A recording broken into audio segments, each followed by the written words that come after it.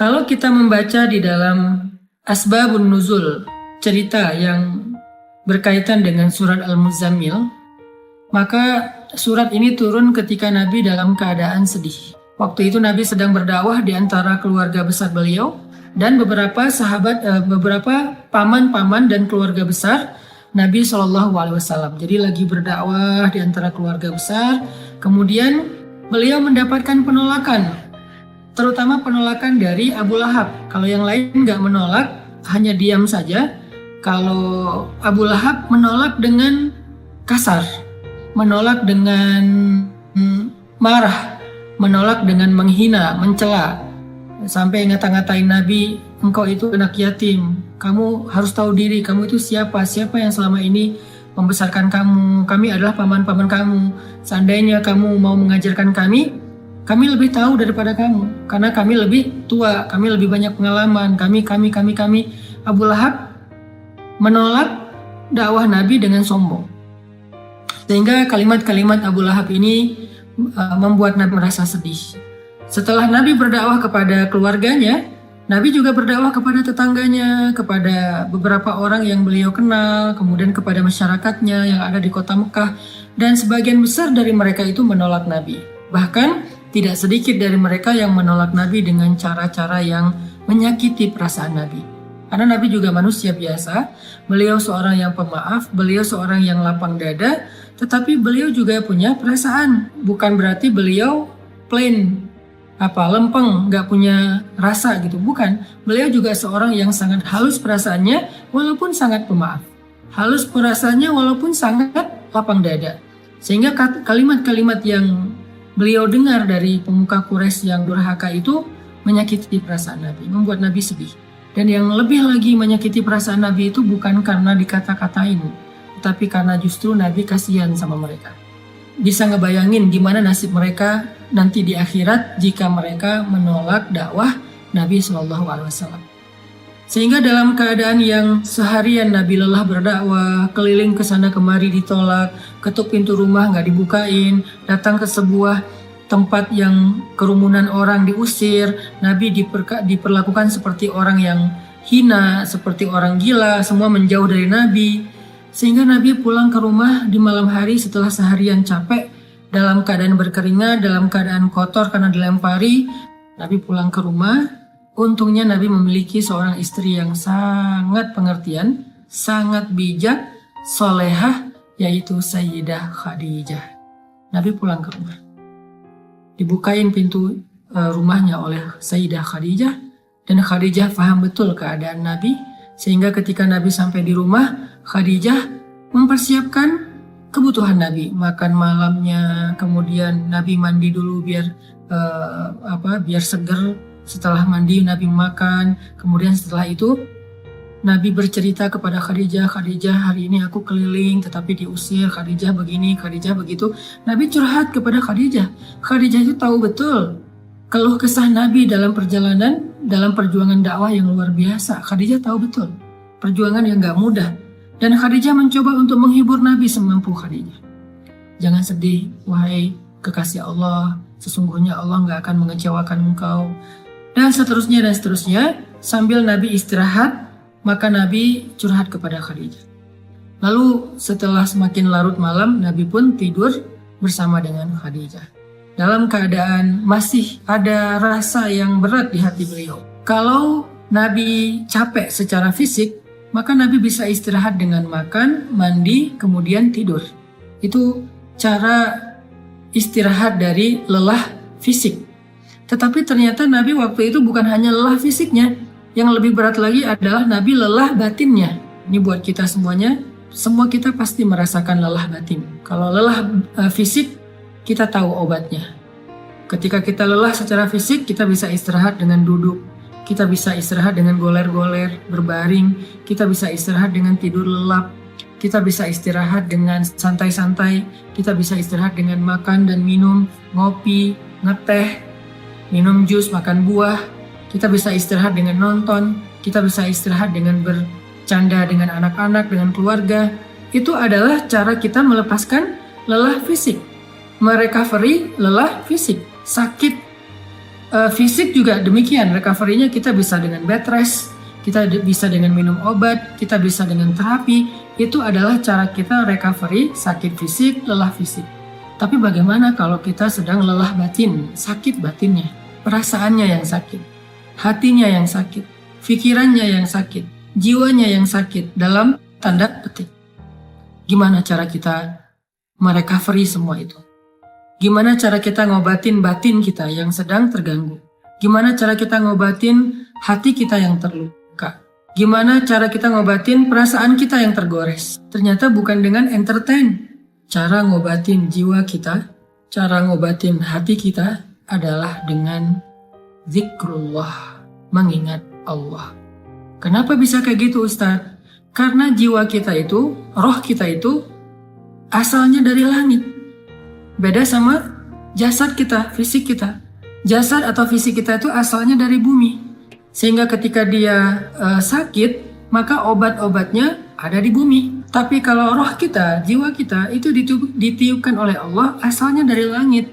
Sehingga kalau dia ngerasa sakit, terganggu, maka obatnya ada di langit. Apa obat yang ada di langit? Zikrullah, mengingat Allah. Banyak orang yang salah paham tentang ini. Dia sebetulnya nggak lelah fisik. Kalaupun lelah fisik, nggak terlalu lah. Yang lebih lelah itu sebetulnya jiwa dia. Yang lebih lelah itu sebetulnya hati dia. Yang lebih lelah itu sebetulnya pikiran dia. Yang lebih lelah itu sebetulnya perasaan dia. Maka dalam kelelahan seperti itu, dia mencoba untuk merecovery-nya dengan cara jalan-jalan, dengan cara nonton, dengan cara entertain, dengan cara goler-goler, dengan cara tidur lelap dari pagi sampai sore, malam sampai pagi lagi. Dia pikir dengan begitu dia bisa melupakan rasa sakit hatinya. Ternyata setelah dia melakukan itu, lelahnya nggak hilang. Beban di hatinya itu nggak menjadi ringan. Luka di perasaannya itu nggak menjadi sembuh. Kenapa? Karena dia bukan sedang lelah fisik. Dia bukan sedang capek secara fisik. Dia bukan sedang sakit secara fisik. Dan itulah yang terjadi kepada Nabi SAW. Sehingga ketika Nabi pulang ke rumah, Nabi capek. Tapi yang lebih capek lagi perasaan dan hati beliau. Nabi istirahat bersama dengan Khadijah. Khadijah menyiapkan air hangat. Nabi makan bersama dengan Khadijah. Nabi curhat sedikit kepada Khadijah. Setelah itu Nabi tidur. Karena Nabi berharap dengan tidur, beliau bisa merecovery lelahnya beliau. Ternyata Allah tahu, Nabi bukan hanya butuh tidur. Ya, seseorang butuh tidur untuk recovery lelah fisiknya. Tetapi bukan hanya fisiknya yang lelah. Nabi juga merasakan lelah yang luar biasa hatinya. فَلَعَلَّكَ بَاخِعٌ نَفْسَكَ عَلَىٰ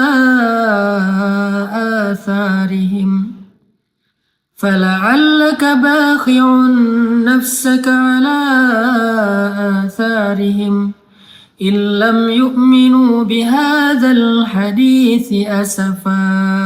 Kata Allah di surat Al-Kahfi. Hampir saja engkau mencelakai dirimu sendiri. Hampir saja engkau mencelakai dirimu sendiri. Karena merasa berat terhadap pengingkaran mereka.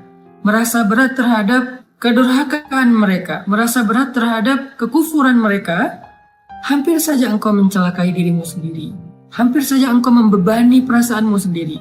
Itu yang dirasakan Nabi. Nabi sangat terbeban. Bukan terbeban secara subjektif perasaan pribadi beliau, bukan.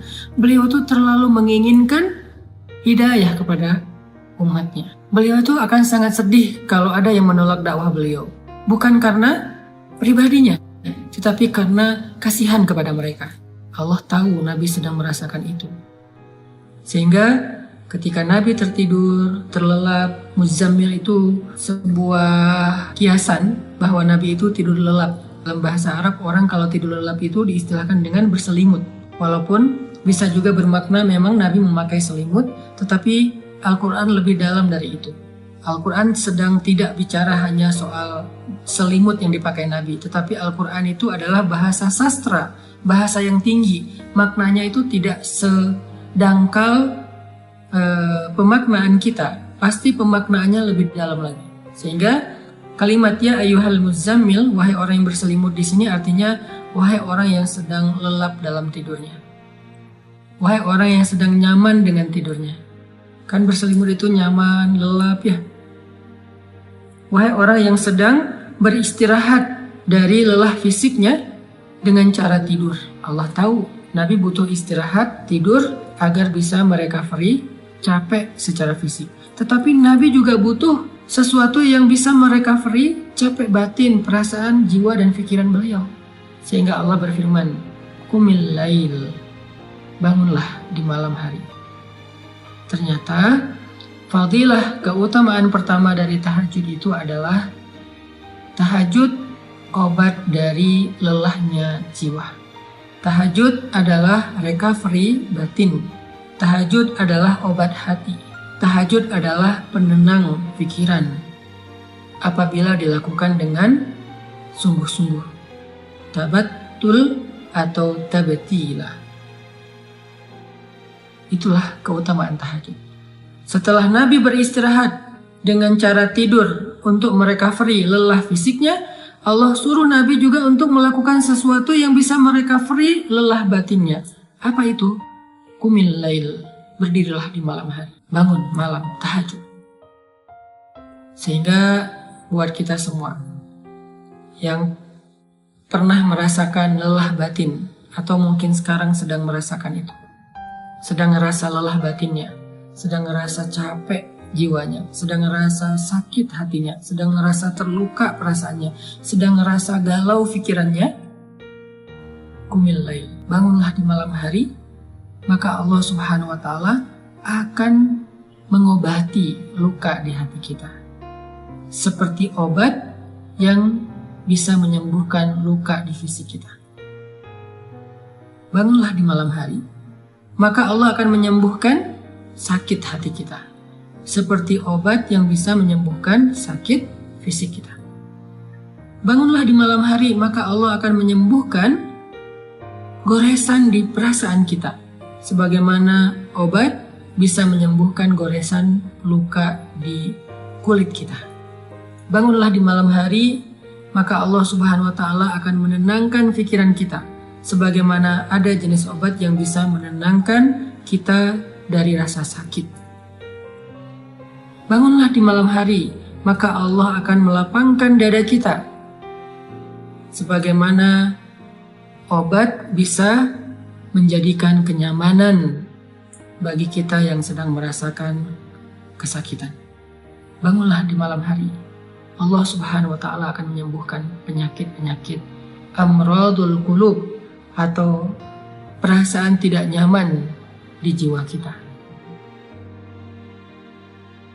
Itu fadilah keutamaan pertama dari tahajud atau tarawih apabila kita melakukannya dengan benar. Jadi sekarang kita jadi tahu recovery yang kita butuhkan itu ada dua. Ada recovery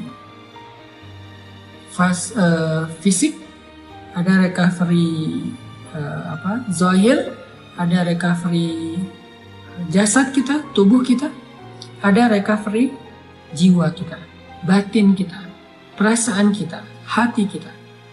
Recovery fisik dengan istirahat, dengan tidur, dengan makan, dengan ngopi, dengan ngeteh, dengan makan buah, dengan minum jus, dengan entertain, dengan nonton, dengan jalan-jalan, dengan bersenda gurau dengan keluarga. Itu adalah recovery fisik. Sedangkan recovery batin, jiwa, perasaan, dan pikiran kita, hati kita dengan zikrullah. Dan zikrullah yang paling baik itu di antara sekian banyak zikrullah adalah qiyamul lail, salat malam. Kenapa? Jawabannya ada di ayat ke-6, inna nasyi'atal lail asyaddu wat'an wa aqwamu qila. Karena malam hari itu lebih menenangkan buat kita dan lebih mudah untuk khusyuk. Itu fadilah pertama dari tahajud atau qiyamul lail atau salat tarawih.